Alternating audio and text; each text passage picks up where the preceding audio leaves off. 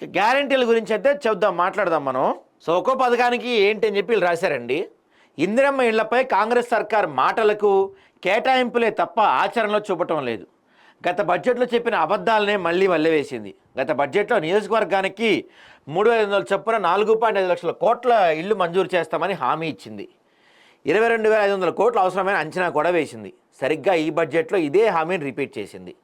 ఈ లెక్కన ఇందిరమ్మ ఇళ్లు కేటాయించాల్సింది 45,000 కోట్లు కాగా 12,571 కోట్లు కేటాయించిందంటండి.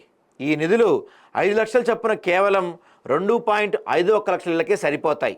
మరి మిగిలిన 6.49 లక్షల ఇళ్ల సంగతి ఏంటి అనేది ప్రశ్నార్థకం. ఇక ఈ పథకంలో భాగమైన ఇంటి స్థలం లేని వారికి స్థలం కేటాయింపు, ఉద్యమకారులు 250 గజాల ఇంటి స్థలం హామీలో అతీగతే లేదు. మీరు ఇచ్చిన దాని ప్రకారం కేవలం 2,51,000 మందికి మాత్రమే ఇల్లు కడతానికి వస్తుంది, ఒక్కొక్క ఇంటికి 5 లక్షలు వేసుకుంటే. మరి మిగతా వాళ్ళ పరిస్థితి ఏంటి? ఇందిరమ్మ ఇళ్ల విషయంలో ఈ సంగతి చూద్దాం. ఇక మహిళలకు 2,500 ప్రస్తావన అనేది. మహాలక్ష్మి పథకం కింద ప్రతి మహిళకు ప్రతి నెల 2,500 చొప్పున ఇస్తామని కాంగ్రెస్ పార్టీ హామీ ఇచ్చింది. తొలి బడ్జెట్లోని ఈ హామీపై ఎలాంటి ప్రస్తావన చేయని సర్కార్ తాజా బడ్జెట్లోని దీన్ని పక్కకు నెట్టేసింది.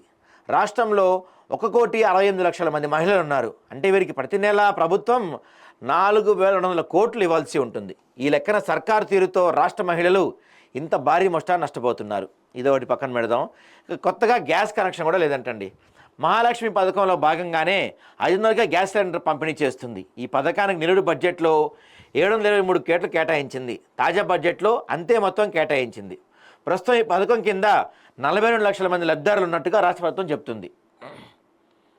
గృహజ్యోతికి కట్ చేశారంటండోయ్. 200 యూనిట్ల ఉచిత విద్యుత్కు సంబంధించిన కొత్త వారి ఇళ్లలో గృహజ్యోతి వెలగడం కష్టమైన స్పష్టమవుతుంది. తాజా బడ్జెట్లో గృహజ్యోతి పథకం నిధులు సర్కారు కోత పెట్టింది.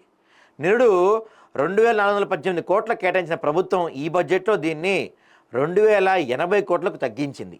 గతేడాది 338 కోట్ల కోత విధించింది. ప్రస్తుతం 50 లక్షల మంది ఈ పథకం కింద లబ్ధి పొందుతుండగా బడ్జెట్లో కోత పెట్టడంతో వారి సంఖ్యలోనూ కోత పెడతారనే సందేహాలు కూడా వ్యక్తమవుతున్నాయంట.